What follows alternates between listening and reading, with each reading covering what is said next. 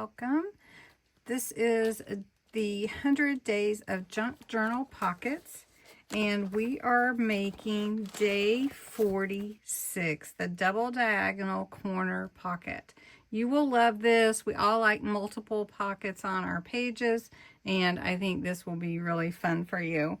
What you need is a square or a rectangle paper, your book pages. You're actually going to need two. You're going to need a 4x4 and a 6x6 inch. And then you're going to need glue or double-sided tape, scissors, or you can use your trimmer, and you could use a scoreboard if you wanted to. And then your back journal page or a backing page, however you want to do that. First, I'd like to say thank you so much for joining me on this journey. Creating with Jovi is also doing that, and I ask you to check out her pockets as she works alongside me every single day posting a pocket. So awesome is that, and I appreciate her so much. Let's get into this one. This one is a real fun one. So first, you're going to take your two squares, again 4x4 and a 6x6. You're going to fold it in half to form a triangle, so from corner to corner, and then burnish that. Then you're going to do the same thing with this one and burnish that corner. Now what you're going to do is cut along that line.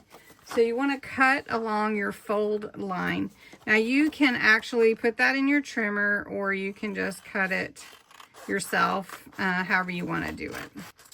So what are we going to do with these triangles? Now before I adhere anything, I am using a 5 by about 7 inch, I think, piece to be my backing, 5 by 8, okay? So if your junk journal page is bigger than that, just know that your pockets will fit differently. And so for mine, I'm going to have a little overlap here, so I'm just going to end up cutting that off. So what I do is I'm going to layer my pockets on each side. And then we're going to end up having multiple pockets on each corner. You can kind of see the V here. So, and it's not going to matter that this one is really kind of sideways. So if your page is, like my page is 5 inches, and I've got a 6x6, I am going to end up cutting part of that off because it's just going to be too big. So you take your first triangle and you adhere it to one side, one corner, and then you're going to take this one and adhere it to this other corner. And let's see, which way are we going? This way. So I'm going to meet that side there, and I'm only adhering these sides, not this side, because that's going to be our pocket. Okay, so that's the first tuck. Then we're going to take this one. Let's see, which one do I want? This one and then this one, or do I want it the other way, this way? I think I like it that way. All right, so then I'm going to glue this one down here on top. And you can see we're going to have multiple tuck spots. And glue this one.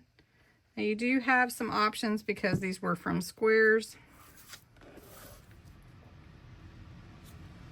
Okay. Now because my page was smaller, the 6-inch ones are a little bit long for me, so I'm just going to trim those off, those little corners. And then that is my double diagonal corner pocket. And then I can just put in all my little tags or ephemera, and I have all these tuck spots for my pocket. So I'm going to do a little bit of embellishment, and I'll come back and show you what I come up with. Just a simple double diagonal corner pocket.